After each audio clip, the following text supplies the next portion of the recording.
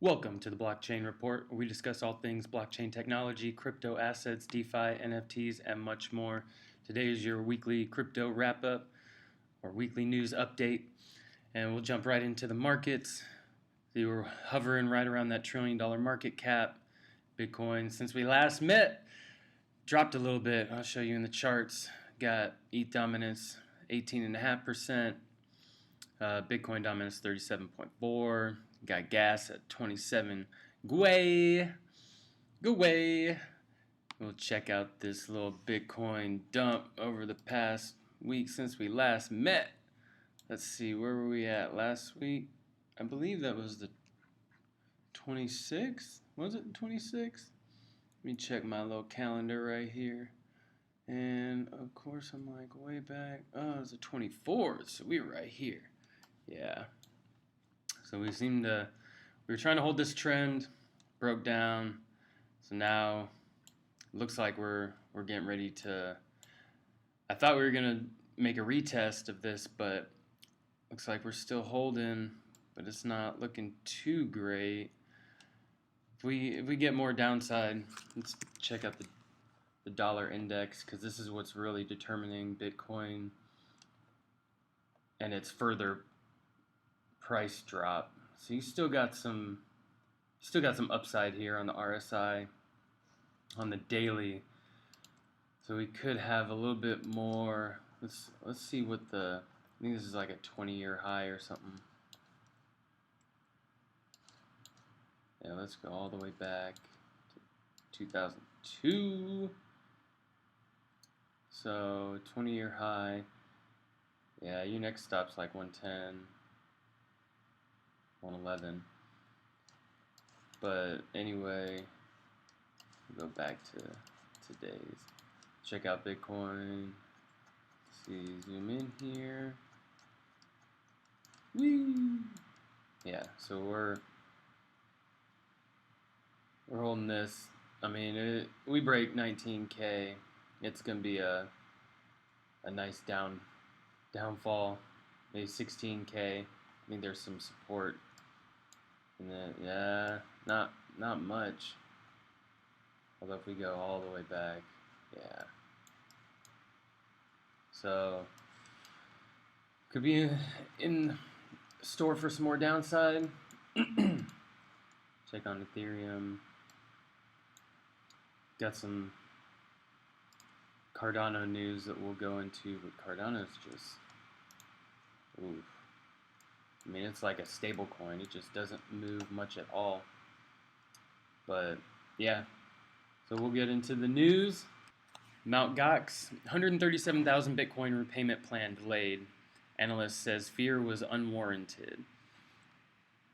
So in 2014, there's about 750,000 Bitcoin tokens stolen from Tokyo-based platform Mt. Gox.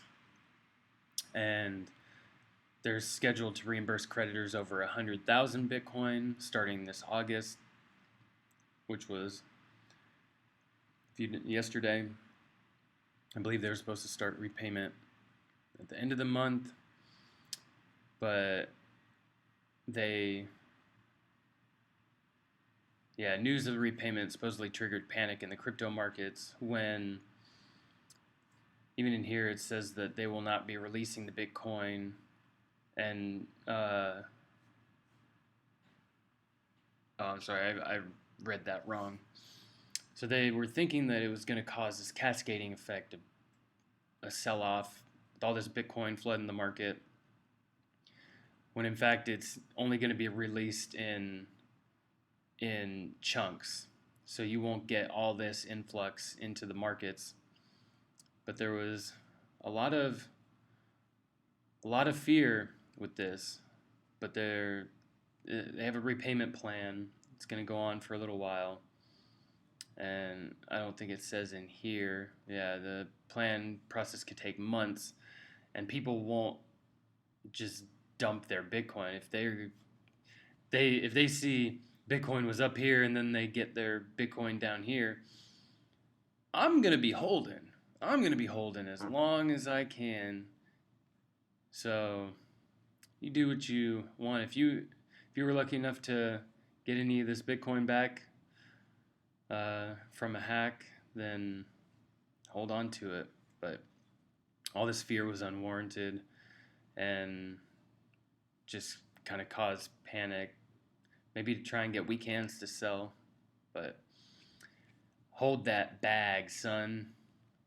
Some Arbitrum news, exciting news. Arbitrum Nitro, one small step for L2, one giant leap for Ethereum.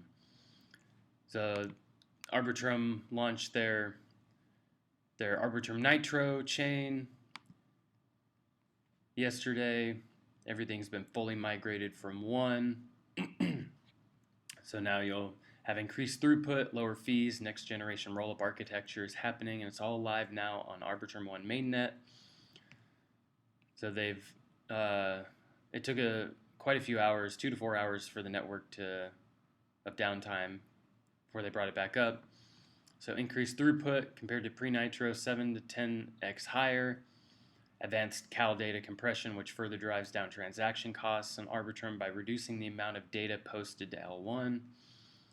Ethereum L1 gas compatibility, bringing pricing and accounting for EVM operations perfectly in line with Ethereum.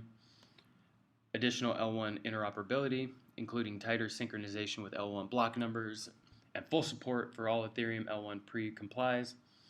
Safer retrievables, eliminating the failure mode where a retriable ticket fails to get created. Get tracing for even broader debugging support, and many more changes to come. And they added some bonuses. We've also done a huge overhaul of our docs, new introduction to our tech, FAQs, and a generally beautiful UI are just a couple of major things you'll notice while surfing our new documentation. And so year one of Arbitrum 1, they kind of go into some more stuff here, but you can check that out. Everything is migrated over. And let's check out some of these fees. Look at this. Woo! Look at that. A cent. A penny. I mean, that's beautiful. It's beautiful. I believe it was like 12 cents before, so. And Optimism. Yeah, using optimistic rollups. ZK Sync. That might be the top dog. And Loop Ring. Because the ZK rollups are just better technology. But if you're getting just pennies on the dollar compared to, that's 13x reduction right here. And through almost 4x reduction in swapping. So full rollups, yeah. Look at Ethereum. You're paying way out the ass for transaction fees. Japan looks at corporate crypto tax breaks to entice startups. Report. Man, that's like a tongue twister. Japan looks at corporate crypto tax breaks. Japan looks at corporate crypto tax breaks. 2 crypto lobby groups recently asked the government to reform crypto tax laws in the country where investors can pay up to 55% on capital gains. Ouch. Yeah. They're going to get you. Japan is set to review existing corporate crypto tax rates in an effort to entice startups to remain in the country. Japan's Financial Services Agency, FSA, and the Ministry of Economy, Trade, and Industry are considering a tax reform proposal for 2023 that could exempt crypto startups that issue their own tokens from paying taxes on unrealized gains. Under the current system, startups that issue their own tokens must pay taxes on unrealized gains for the tokens they might be holding onto because the company's holdings are taxed based on the market value at the end of the taxation period. Wow, the unrealized gains thing is crazy. It's crazy. It's essentially saying, oh, well, you're like Bitcoin. If you buy Bitcoin way up here at 69K and you have unrealized, or let's say you buy it right here, 30K. You double it. You don't sell. You just hold on to it. Your unrealized gains now $30,000. or 30, whatever. You buy 30K and you don't sell it. But up here, Bitcoin gets to here, and Japan says, okay, well, it's our taxable, it's the end of our taxation period, so we are going to charge you the taxes on this, but you didn't sell it, so you don't have essentially any profit. And then, oh, sorry, but Bitcoin tanks all the way down. You still have to pay. Like, you haven't even sold anything. Technically, it's not even yours because you haven't sold it. It's like the profit is not yours. It's crazy. It's just absolutely crazy. So, the potential tax reduction is aimed at encouraging startups to remain in Japan. So the heavy tax burdens may be causing crypto firms to quit the country altogether. And yeah, that's a big thing. If you can't keep businesses in your country because of these tax laws, I mean, taxes is like it's legalized robbery. Yeah, so in many ways, but this is a good step towards making it an impact. Change these tax laws. Make it beneficial for people to do business in your country and bringing new technologies like blockchain and crypto. Crypto coin AVAX drops 11% after self-described whistleblower says Avalanche weaponized litigation against rivals. Ava Labs CEO rejected the accusation as conspiracy theory nonsense. The AVAX token dropped to its lowest price since July 13th on Monday after a self-described whistleblower website accused the Ava Labs, the company behind the Avalanche blockchain, paid lawyers to hurt competitors and keep regulators at bay. On Friday, CryptoLeaks, a self-proclaimed whistleblower, published a report saying that some years ago, New York-based Ava Labs, focused on developing Avalanche's ecosystem, a law firm, Roche Friedman, made a deal under which Friedman would collect confidential information of rival companies and trap them under class action lawsuits in return for massive amounts of AVAX tokens and Ava Labs corporate stock. We can reveal that the pact directs Roche Friedman and their leader Kyle Roche to, one, use the American legal system gangster style to attack and harm crypto organizations and projects that might compete with Ava Labs or Avalanche in some way. Two, sue crypto industry actors generally with the aim of creating magnets for regulators such as the SEC and CFTC that distract them from the highly commercial nature of Ava Labs and the Avalanche blockchain. And three, secretly pursue Emingun Serrer's personal vendettas against individuals. Oh, that's how you pronounce his name. So we'll go, the Ava Labs founder. The report, however, has caught the eye of industry bigwigs, with some in their investor community calling the report disturbing, while others wondering whether both parties will now face legal scrutiny for perversive incentive relationship. I assume this is accurate and that it's as bad as it looks, fits with everything I've seen previously from both Sir and Roche, from a lawyer friend of mine, on Roche a few weeks ago. Dumb version of mob lawyers, bottom of the barrel. Let's see. Meanwhile, now deleted tweet. Binance CEO called the report wild, assuming the legitimacy of the evidence videos published by CryptoLeaks. Zhao said Binance was the target, even though the centralized exchange isn't a direct competitor of Avalanche. Yeah, I can't comment on the validity of the slew of allegations in here, but I can unequivocally say that I've never met or spoken to Kyle Roche, Brad Garlinghouse, the CEO of Ripple Labs. So there's a lot of screwy stuff in here. Let's read this. Before Kyle Roche founded Roche Friedman and made a pact with Ava Labs, he was a relatively low associate at the law firm Boyd Schiller Flexner, where they represented Ripple, who were defending a lawsuit claiming their XRP tokens was an illegal security. According to Kyle, he proposed to their CEO that he create a new law firm that would specialize in suing others in crypto, using exactly the same kinds of tactics that were being used against Ripple. Kyle asked that Brad become his angel advisor, and curiously, Brad agreed. one might have expected he would want to see less of this kind of litigation across the industry. Now, if this dude, Kyle Roche, said that he went to Brad Garlinghouse and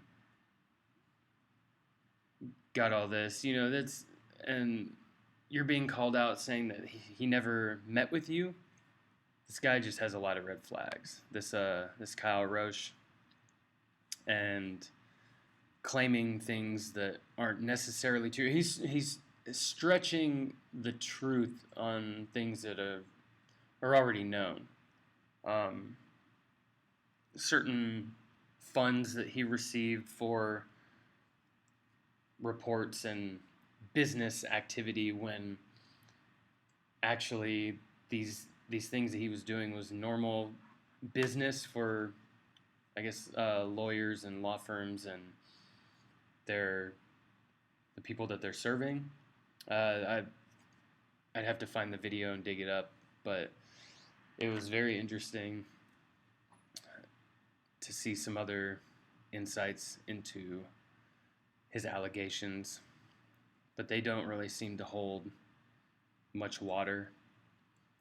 Next bit of news, OpenSea getting hammered, son, hammered.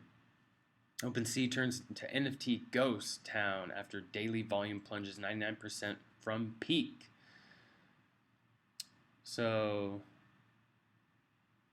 an ongoing debt crisis at lending platform BendDAO is also increasing the risk the NFT bubble will burst.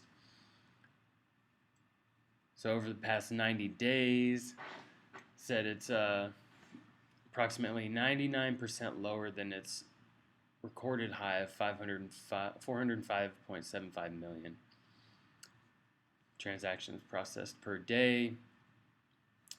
Wow, nearly just 5 million after a record high. That's wild. So monthly time frame, OpenSea's volume has dropped 90% since January. The massive declines in daily monthly volume coincide with equally drastic drops in OpenSea users and their transactions. Now, is this to say that the NFT bubble is bursting, or is it just oh, that could be one thing. But OpenSea is just a whole shit show in itself.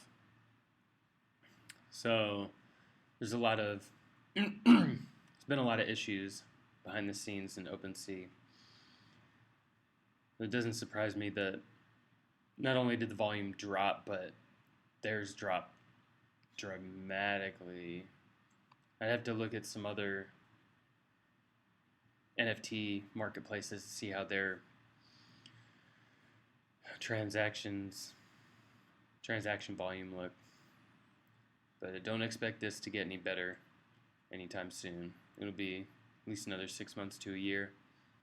US dollar hit new 20-year high. 5 things to know in Bitcoin this week. So spot price triggers $18,000 target. I'm just going to kind of skim through this. Mainly after the Jackson Hole Fed talk. It was not good. It was not good. So when's the rate hike? I believe it's the 13th or so. Yeah, Bitcoin holding on for dear life. Yeah, there you go. You're going to have to hammer it down. I don't really care to dive into more of this, so check in some. California State Assembly passes bill for licensing and regulating crypto firms. The bill requires digital asset exchanges and crypto companies to have a license of operation in the state of California. Lawmakers in California State Assembly passed the Digital Financial Assets Law, the DFAL, also known as AB 2269. AB 2269, beep, beep, beep, beep, beep.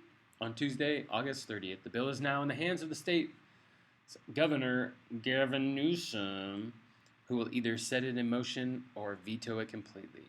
This bill requires digital asset exchanges and crypto companies to have an operating license given by the state of California's Department of Financial Protection and Innovation. Any operations outside of said license will be prohibited. The bill would come into effect on and after January 1st, 2025. If not followed, perpetrators could receive a civil penalty of up to $100,000 for each day of violation. Ooh, dang. You getting beat up, son. California already getting all these high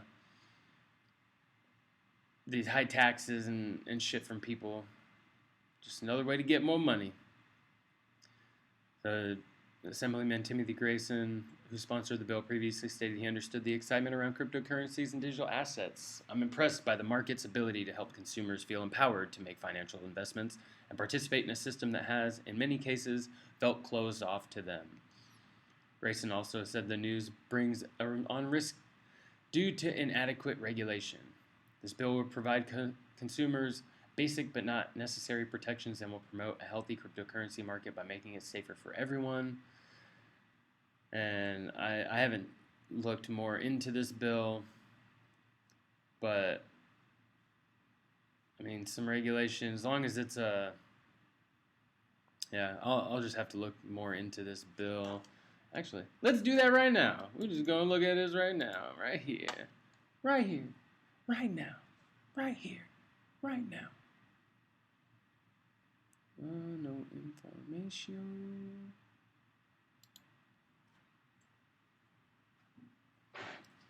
Can I just read this? I just want to read this bill. Oh yeah, we go. Dang, son. Okay. We got a lot. So, yeah, I'll have to read this more because that's a lot. That's a lot. But yeah, check it out. Some more regulation coming for businesses in California. Cardano, big news for Cardano. Cardano gets listed on Robinhood, but ADA bulls are running out of steam, risking 40% drop. ADA prints modest upside moves that may run out of steam due to weak technicals and macro factors. Seems like no matter what good news comes, you always got the bear market to beat you back down. The Cardano, I didn't know that this was a thing. The Cardano market has witnessed back-to-back pieces of good news since August 31st, from its listings on Robinhood and US-based retail investment platform to the release of its first lending and borrowing protocol, ADA Finance. Additionally, Cardano developer IOHK, or IOG. I thought they were changing it to IOG, Input Output Global, but nonetheless stated that they were close to clinching 3 critical mass indicators that would lead to the launch of their long-awaited Vasil hard fork in September. Vasil aims to improve Cardano's scalability and transaction throughput through pipelining. The upgrade could also improve the decentralized application and smart contract capabilities by changing the Plutus script, a programming language used for smart contracts on the Cardano blockchain. So they're over 80% of the stake pool operators have upgraded. More than 70% of the top D apps were tracked. We're tracking have confirmed successful pre-production testing. But uplifting updates failed to attract adequate buyers, as ADA's price trend in the last 24 hours reveal. So it's just getting hit by the bear market. You can't really. You just got to build. You just got to build and keep making your product better. And we'll be back up to this and sooner or later. Remember, Cardano is up here at the $3. $3. Yeah. Oh, I think it's on my birthday. Oh, no. Almost. A year ago tomorrow, we hit all-time highs on Cardano. What's that? What's that high? 310? Ooh, Yeah, 310 on that beast. Let's see if I can get this auto back on. There we go. Still got the little downtrend, man.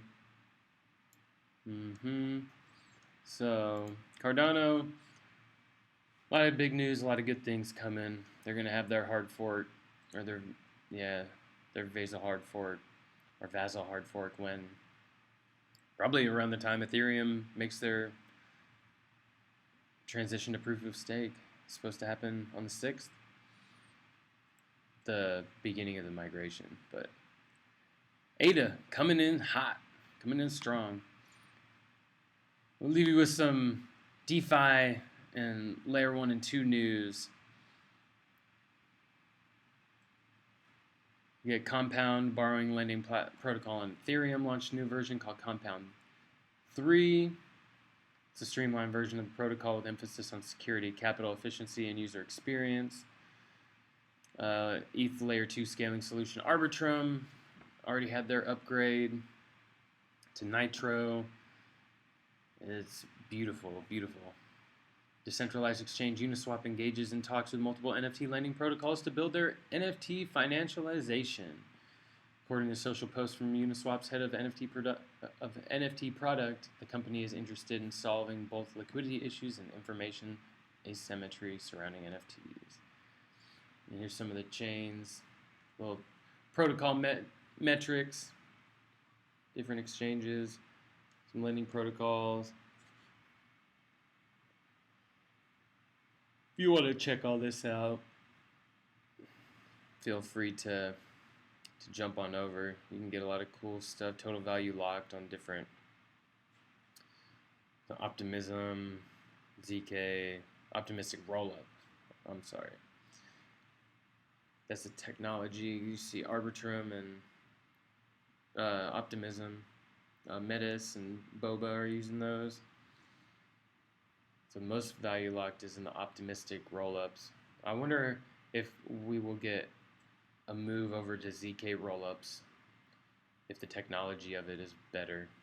But yeah, TVL for rollup. Yeah, just different breakdowns of stuff. Some other readings. Uniswap Foundation becomes reality after 86 million votes in favor. Aave community proposes a temporarily suspend ETH lending before the merge. MakerDAO recommends DAI USD depegging to limit attack surface. Some FBI issues alert over cybercriminal exploits targeting DeFi. Just some small news. And I know we've been going back and forth on this a while, but just another check in the markets. I mean, we're not really getting great stuff here. Volume's been pretty consistent, but I just feel like we're heading for more downside. Heading for more downside. Maybe short-term pump. Maybe get a little this right here. Maybe bounce up. Rejection. I don't know, man. It's going to be interesting to see. I'm going to move this right here now because this is now the new trend. But that's it for me today. That's all I have. I'm gonna get out of here, finish some lunch, maybe make a few trades. I got burned by this Loon C. This guy's been ripping, dude, ripping. I'm back in it, getting around up here. But this thing's just crazy extended. I mean, look at starting to get some divergences. This top, see how the height down here the new high. This momentum is lower, but it made a higher high. We can't make another higher high, and this momentum can't get higher. It's coming down, baby. It's coming down. I know Luna Classic had some news on their, I don't remember what it was. They had some type of staking and burning mechanism to their network. So it's been just pumping, dude, pumping. So we'll see how long this lasts. Because if you don't know, that's what happened with Trib. Teller, he was up here.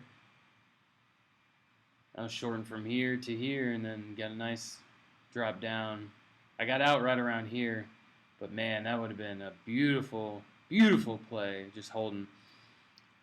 I only had like six Trib left. I should have just let it fucking ride out, but it's all good, man. It's all good. Made some good profits, so I'm happy with that.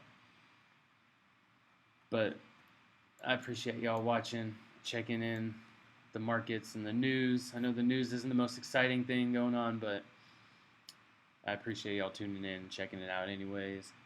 But that's it for me.